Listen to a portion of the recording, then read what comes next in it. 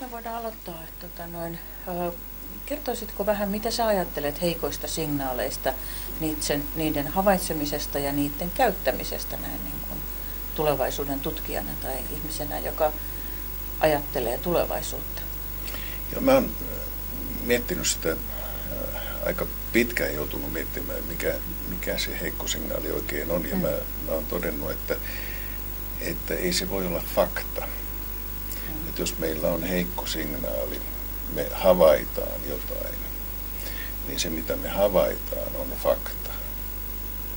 Eikä siitä voi vallita kovin suuri epäselvyys, että onko se fakta tai ei, se aika äkkiä voidaan selvittää. Että heikko signaali täytyy olla johtopäätös, jota siitä havainnosta tehdään. Tulkinta. Tulkinta, joo. Sellainen tulkinta, josta ihmiset ei ole samaa mieltä. Ja jota ei ole helppo saada selville, että onko se päätelmä totta tai ei. Ja silloin niin kun sitä sitten tutkitaan ja koetetaan selvittää, että onko se johtopäätös oikein. Ja sen johtopäätöksen täytyy sitten olla jotenkin nykyistä maailmaa muuttava jollain olennaisella tavalla, että meidän ylipäänsä kannattaisi sitä kauheasti selvittää tai kauheasti puhua. Eli heikko signaali on semmoinen havaintoihin perustuva tulkinta tai päätelmä, joka muuttaisi tulevaisuutta jotenkin olennaisesti. Joo. Ja sen merkityksen anto on sille havainnolle niin olennaista. Joo, et ilman, että tehdään se tulkinta tai niin kuin arvellaan, että sillä on suuri vaikutus, niin ei kannata puhua heikosta signaalista, sitten voidaan puhua vain havainnoista. Joo. Miten sä oot itse niin kuin käytännössä näitä heikkoja signaaleja käsitellyt? Mä oon kahta metodia, niin kuin kahta esikuvaa oikeastaan käyttänyt. Verne on toinen ja sitten Toffler. Ja näistä jos lähdetään siihen Verneen, kun se on aika paljon helpompi, niin havainto vaikka siitä, että Lenoirin polttomoottorista hän kävi katsomassa sitä ja hän ryhtyi vetämään niitä johtopäätöksiä siitä, että okei, tällainen moottori, tämän voi laittaa hevosen tilalle siihen kärryjen eteen ja tällä pääsee edullisemmin kulkemaan ja sitten tarvii polttoainetta, tähän tarvii polttoaineiden jakelupisteitä ja kun pääsee helpommin kulkemaan, niin sitten ehkä ihmiset muuttaa keskustasta kauemmas ja tarvii vähän leveämpiä katuja ja tulee kärryä keskustaan, kun tästä tulee kärryä ja niin kun hän veti näitä johtopäätöksiä siitä. Ja nyt jos ajattelee tällaista, mä oon kehittänyt semmoisen niin kuin yhden metodin tähän, tai päättelysäännön tähän oikeastaan, että heikko signaali toteutuu, mikäli se on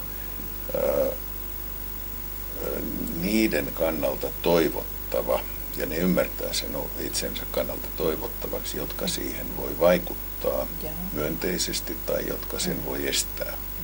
Että jos kukaan, joka voisi estää sen, ei koe sitä negatiiviseksi itsensä kannalta ja niitä myönteisiä tahoja on riittävästi ja mikään toinen kehitys ei korvaa sitä vielä parempana. Ja silloin, kun niin tämä tarkoittaa sitä, että jos me löydetään joku keksintö, joka ratkaisee oikeita ongelmia, eikä ole tahoja, jotka sitä voisi estää, niin silloin se toteutuu tai joku vielä parempi ratkaisu niihin ongelmiin toteutuu. No, me ei silloin voida ennustaa sitä, että juuri tämä tekniikka yleistyy, mutta me voidaan ennustaa se, että nämä tietyt ongelmat tulee ratkaistua ja niiden ongelmien ratkaisemisen erilaiset sivuvaikutukset, niin ne on aika suurella todennäköisyydellä ennustettavissa. ja tähän liittyy sitten tämmöiseen niin kuin teknologian yleistymiseen niin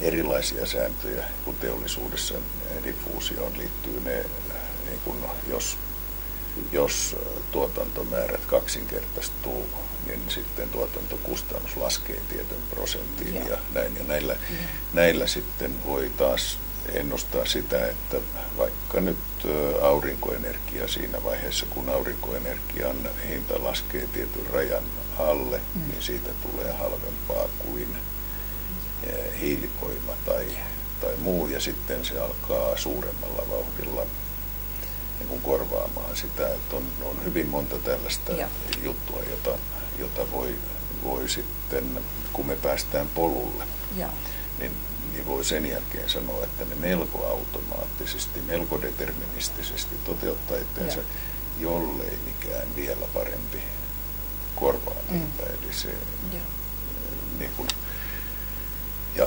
ja sen vielä paremman täytyisi olla jotenkin vielä edullisempi tai muuta, mutta silloin me niin kuin edelleen mennään siihen, että ne ongelmat ratkee, mitkä aikaisemmin on aiheutettu, ja voi ehkä tulla tilalle sitten jotain uusia ongelmia, niin kuin teknologian kautta aina tulee, että vanhat poistuu ja uudet tulee. Kuinka vaikeaa tai helppoa on tunnistaa niitä, jotka vaikuttaa tiettyyn kehitykseen, että jos tämä on niin kuin energiateknologiassa just se, että se energian halpuus, kun kaikki vähän tarvitsee energiaa ja erityisesti sitten teollisuus. Mutta jos me ajatellaan laajemmin sitä, että me tunnistetaan niitä henkilöitä tai niitä toimijoita, joiden kannalta joku tietty kehitys olisi suotuisa, niin miten sä oot käytännössä koittanut hahmottaa sitä, että ketkä ikään kuin saa sitä muutosta vietyä eteenpäin? Tuossa voi sanoa, että silloin kun me elettiin niin kuin voimakkaan kahtiajaon aikaa maailmassa, niin kuin Neuvostoliiton ja Itä ja Länsi, Itä ja Länsi, niin mä koin, että tämmöinen ennustaminen niin kuin se, että yrittää nähdä mihin suuntaan teknologia kehittyy, mutta se oli vaikeampaa, koska se oli harvemman ihmisen päätettävissä ja silloin otetaan nyt esimerkiksi joku, että milloin ihmiset pääsee kuuhun. Niin Kennedy päätti valtapoliittisista intresseistä, jolloin kun hän varmasti ajatteli, että jos ihmisen saa kuuhun, niin ohjukset saa Neuvostoliittoon ja tiedemiehet saa Yhdysvaltoihin ja teollisuuden ja niin kuin, yliopistomaailman saa keskustelemaan keskenään, että saa niin kuin todella monta ongelmaa ratkaistua kerralla. Ja sitten hän päätti tehdä sen ja sitten valtava määrä rahaa laitettiin siihen. Mehän ollaan nyt semmoisessa tilanteessa, jossa teknologisesti olisi mahdollista saada hyvinkin ihmeellisiä asioita aikaan, jos joku vaan laittaisi sen tuotekehitysrahan siihen, että tieteessä on aivan valtava potentiaali.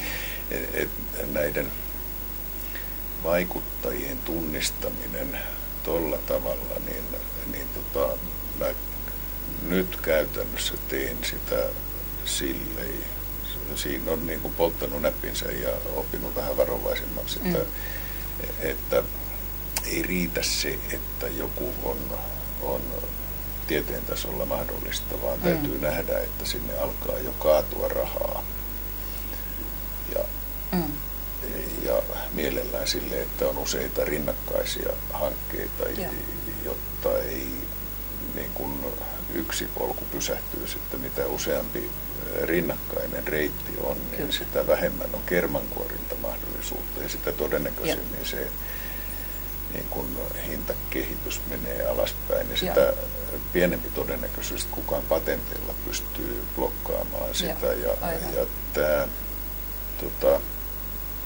tämä on niin kun, tämä on oikeasti aika iso työ. Siis semmoinen perkaaminen, että katsoo niin kuin läpi sitä ja katsoo, että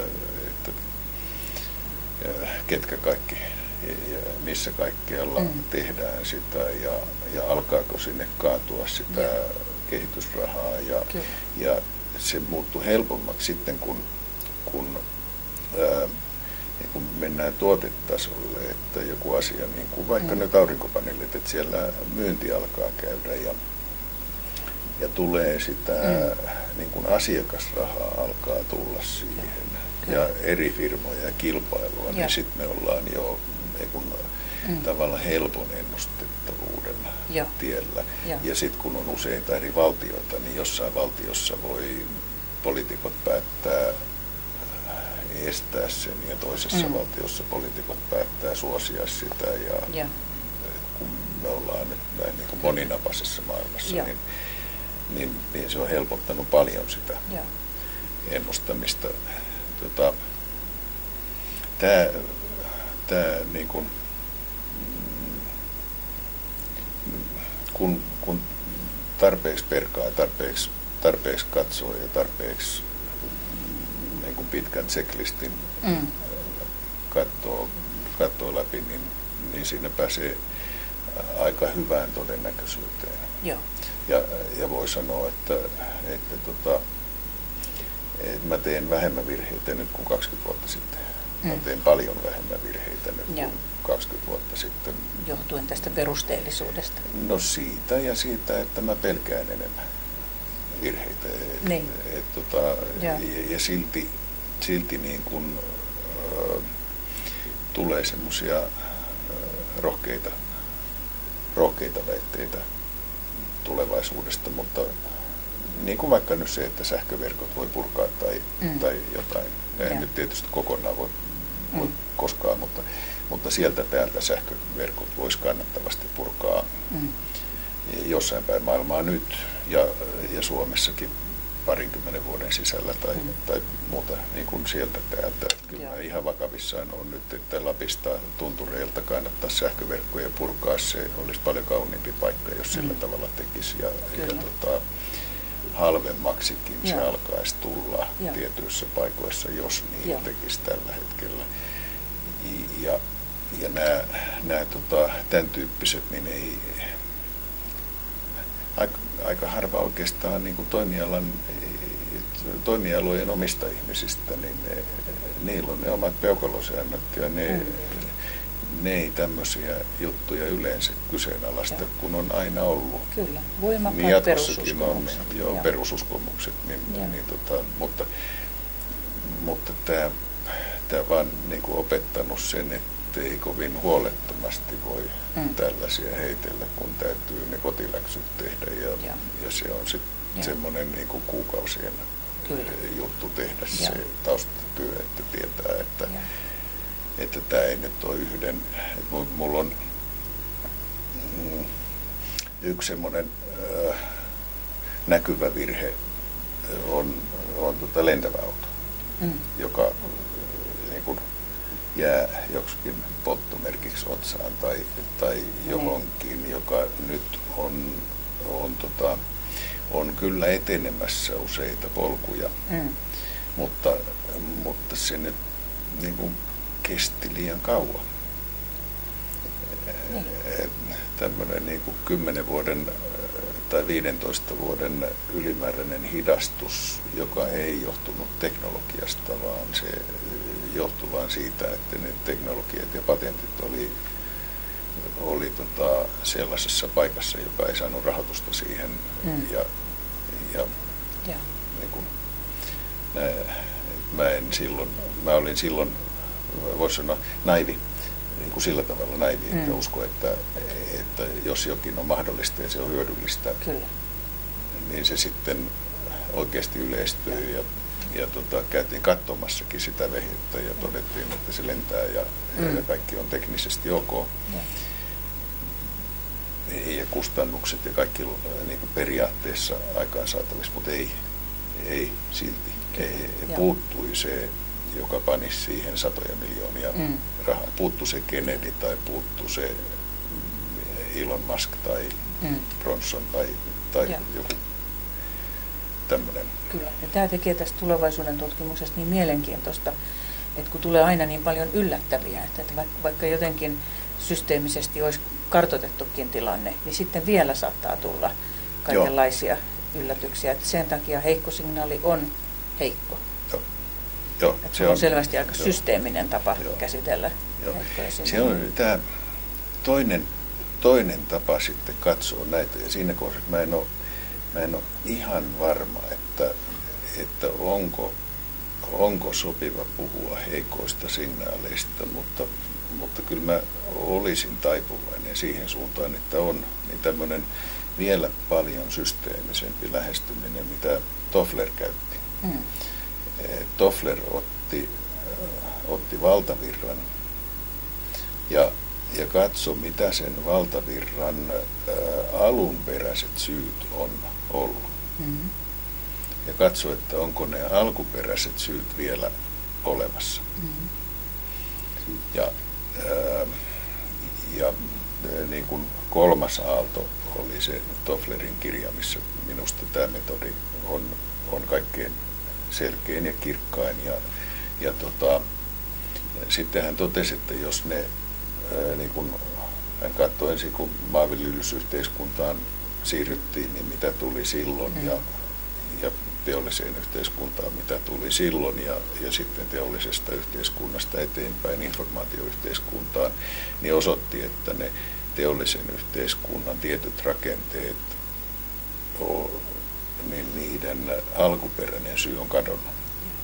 Ja jos se alkuperäinen syy on kadonnut, niin sitten voi sanoa, että se on ehkä tyhjän päällä ja ehkä katoaa. Ja joukkoviestintä oli yksi semmoinen, minkä merkityksen rapautumisesta hän puhui silloin. Ja hyvin sillä tavalla tämä on mennyt.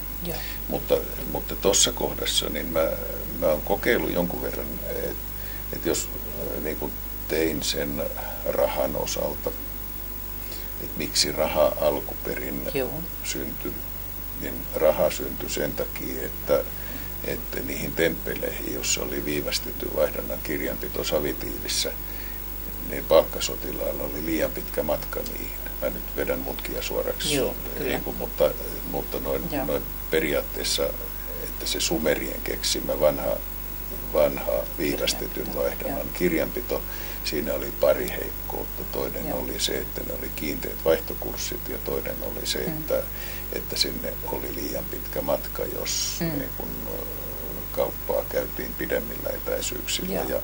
Ja jos sumereilla olisi ollut älypuhelimet ja digitaalivaat, niin ei olisi koskaan tarvinnut keksiä rahan käsitettä. Ja vaihtokurssit ja kaikki muut olisi saanut niillä pilvipalveluilla vielä lisäksi niin saanut muuttuviksi.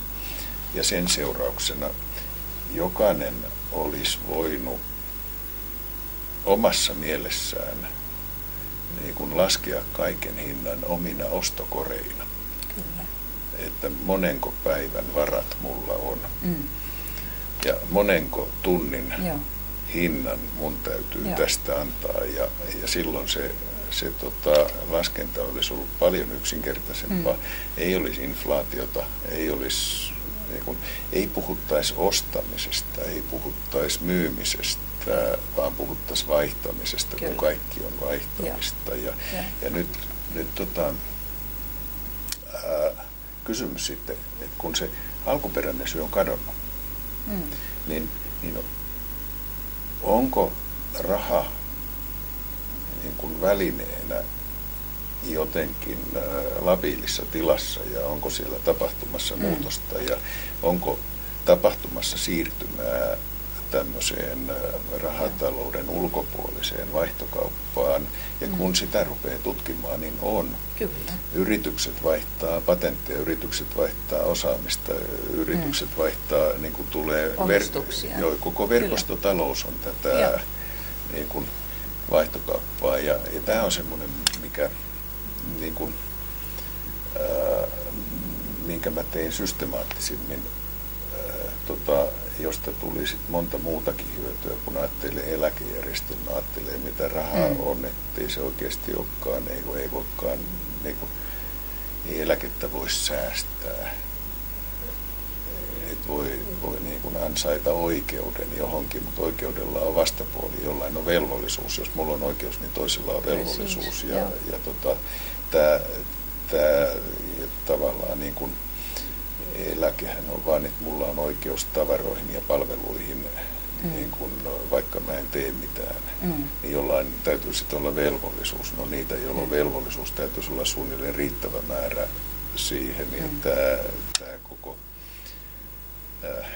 koko idea siitä eläkkeen säästämisestä häviää tyhjiin, kun rupeaa tätä kautta ajattelemaan. Ja sitten voi ruveta miettimään, että mihin tämä nyt sitten johtaa oikeasti.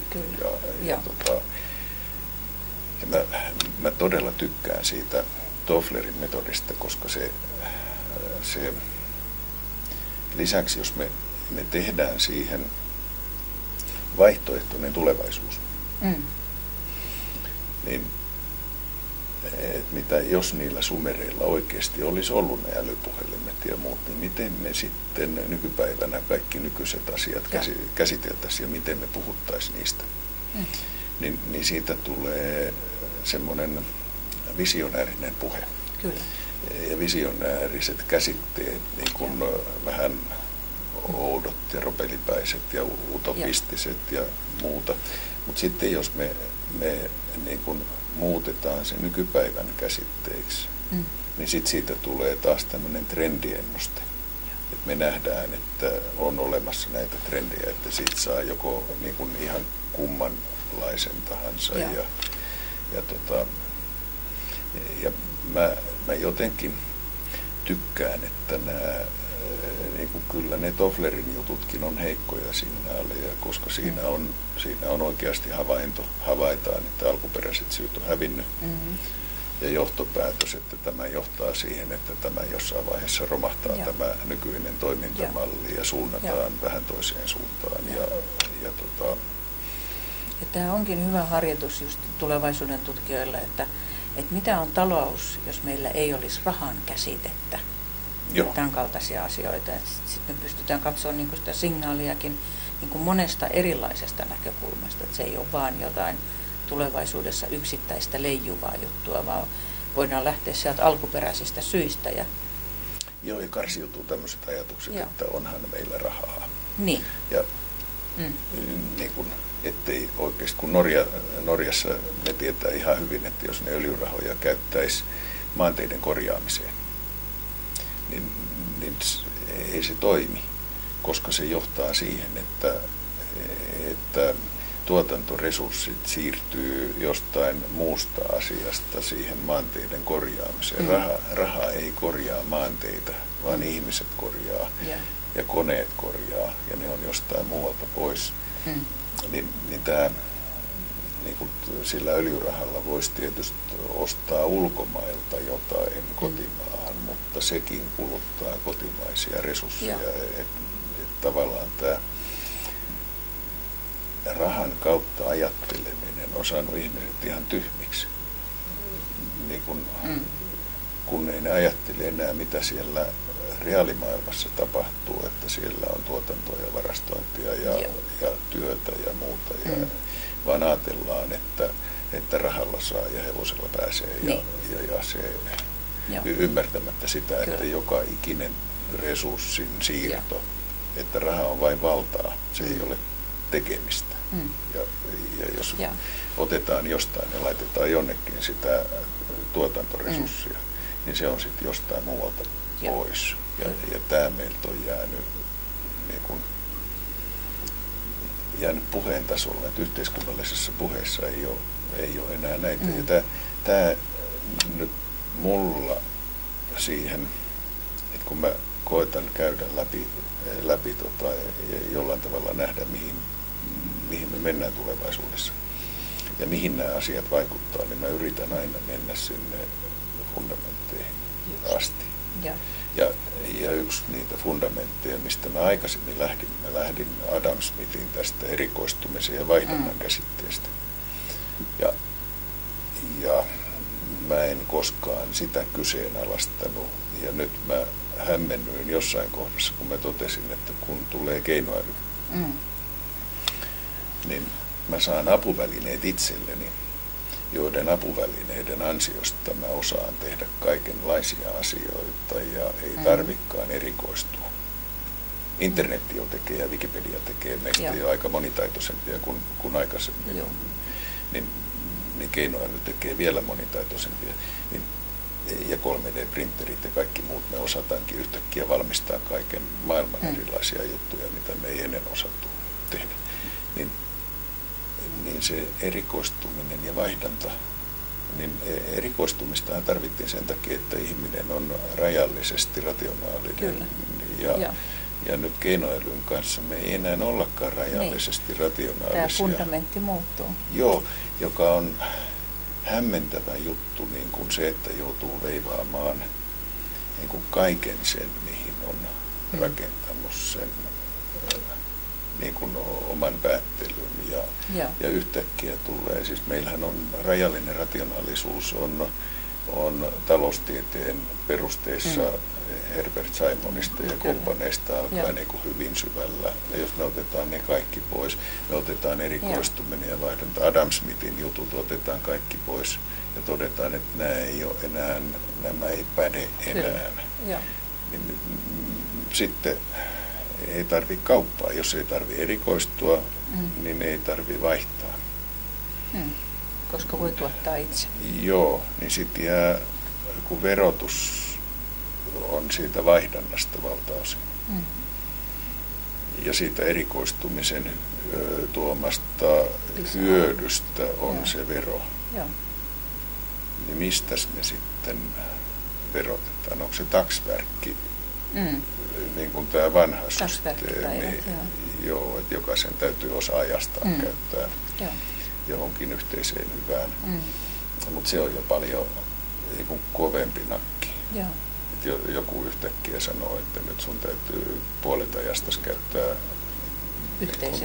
yhteiseksi hyväksi ja puolet vaan saat käyttää itsellesi. Ja kun se koskee ei pelkästään työaikaa, vaan se koskee siis kaikkia aikaa, koska se on aika kova, se on tavallaan paluu kehitysmaaksi.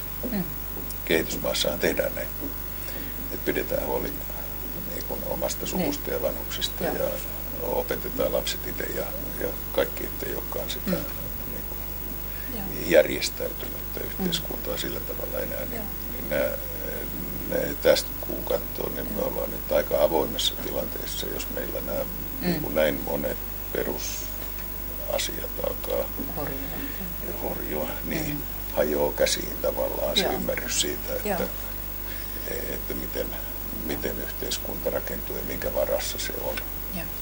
Miten tähän lopuksi, jos me ajatellaan, että Suomi täyttää nyt 100 vuotta, ja onko sun mielestä mahdollista ennustaa Suomen seuraavaa 100 vuotta ikään kuin tästä heikkojen signaalien havaitsemisesta käsin? Onko se ylipäätänsä mahdollista tai järkevää? Minusta on mahdollista ennustaa, mitä kaikkea ei tule olemaan. Tai niin kuin, asioita, joita ei tule olemaan. Mutta meillä on niin isoja juttuja, niin kuin nämä, joita me äsken käytiin läpi. Ja sitten se, että jos me mennään maailmaan, jossa energia on lähes ilmasta, ja mennään maailmaan, jossa ihmisen elinikä voi olla satoja vuosia, ja mennään maailmaan, jossa me voidaan yhtäkkiä suunnitella vaikka vaaleanpunaisia elefantteja tai niin kuin mitä tahansa biologiaa ja mennään maailmaan, jossa autotallissa voi suunnitella myrkyllisiä tai myrkyttömiä ihmeellisiä eliöitä ja muuta, ja sitten on keinoäly, joka osaa neuvoa meitä missä asioissa tahansa ja muuta niin moni asia perusteista muuttuu, että on oikeasti mahdotonta sanoa, minkälainen maailma 100 vuotta on. Joo, voidaan vaan sanoa, että minkälainen se varmasti ei ole, mutta toisinpäin ei. Et nyt 20 vuotta eteenpäin alkaa olla jo semmoinen haaste. ja kaikki sellaiset jutut, joita tällä hetkellä tehdään. Ja tämä on nyt niin kuin yhteiskunnallisesti hyvin tärkeä asia, että meillä on infrastruktuurihankkeita, joihin investoidaan miljardeja. Ja ne miljardi-investoinnit perustellaan 10 vuosien kannattavuuslaskelmilla. Kyllä. Ja niistä päätösten tekijöistä yksikään ei tiedä, minkälainen maailma on silloin, kun lain mukaan heidän pitäisi kyetä perustelemaan se kannattavuus vielä silloin, kun heillä on liian nähdä se koko kaari, se pitkät elinkaaret. Et heidän oikeasti niin kun ainoa lainmukainen tapa, kun mä puhun kirjanpitolaista, ettei makseta bonuksia olemattomista kannattavuuksista, kun tehdään liian pienet poistot. Kun se niin ei saa tehdä, kun sanotaan, että ne myöhemmäksi siirretyt tulonodotukset täytyy tehdä erityistä huolellisuutta silmällä pitäen, niin se erityinen huolellisuus kyllä tarkoittaa sitä, että täytyisi olla joku näkymä sinne eteenpäin. Niin se tarkoittaa sitä, että asioissa, joihin liittyy merkittävä tulevaisuusriski, että tulevaisuudessa ne käy tarpeettomiksi, niin ei saisi tehdä niin pitkiä poistoaikoja. Ja jos investointia ei voi tehdä tietämättä tai niin kuin lyhyemmällä suunnittelulla, niin sit sitä ei pidä tehdä. Et se pitää joko niin kuin poistaa siinä ajassa, kun ymmärretään, että se varmasti on kannattava, tai suurella todennäköisyydellä on kannattava, tai sitten jättää tekemättä ja tehdä sitten lyhkäisempiä. Ja nyt me ollaan menossa semmoiseen maailmaan, jossa takaisinmaksuja aikojen on oltava lyhyempiä, koska näkymä eteenpäin on lyhyempi. Ja sitten kyllä mä toivoisin, että tulevaisuusorientoituneita ihmisiä, jotka ymmärtää, miten maailma on muuttumassa, niin vähän enemmän käytettäisiin näihin asioihin. Riskien analysointiin. Joo. Ja nyt me ollaan tilanteessa, jossa niin kuin peräpeilistä semmoista tulevaisuusriskiä ei juurikaan investoinnissa mietitä. Ja ne, jotka haluaa ne investoinnit tehdä, niin ne haluaa sulkea silmänsä niiltä ajatuksilta, jotta he saisivat oman hankkeensa läpi. Ja tämä johtaa jättimäisiin alaskirjaustarpeisiin. Mahdollisesti niin jossain vaiheessa. Joo. Ja aivan varmasti niin kuin monien hankkeiden osalta tulee jättimäisiä. Se, että minkä hankkeiden tarkkaan ottaa, niin se on sitten vaikeampi sanoa, mutta aivan varmasti voi sanoa, että siellä on paljon sellaisia isoja hankkeita, jotka nyt voi lähes varmasti sanoa, että ei mitenkään kannattava käyttö eikä ole noin pitkä, koska me nyt jo tiedetään, että ne käy tarpeettomiksi todennäköisesti niin kuin 15 vuoden päästä tai jotain. Ja tässä me tullaan monimutkaisiin niin kuin poliittisiin kysymyksiin aika usein ja taloudellisiin myös. Tullaan. Ihmiset haluaa saada jotain päätöksiä aikaa muiden rahoilla, mutta ei kukaan omia rahojansa niin kuin holtittomasti käytä kuin usein muiden rahoja. Ja silloin tässä on semmoinen niin kuin yhteiskunnallisen keskustelun paikka, joka minusta olisi hyvä aloittaa siitä päästä, että jos nyt edes ruvettaisiin noudattamaan lakia näiden asioiden kanssa. Niin, ottamaan se lain henki oikeasti vakavasti. Joo, ja kirjainkin. Joo. Kun nyt edes tilintarkastajat ei vaadi, niin ei ne tilintarkastajatkaan tee sitä omaa hommaansa sallii pitkiä, koska ennenkin on sallittu, mutta maailma on muuttunut paljon nopeammaksi. Joo.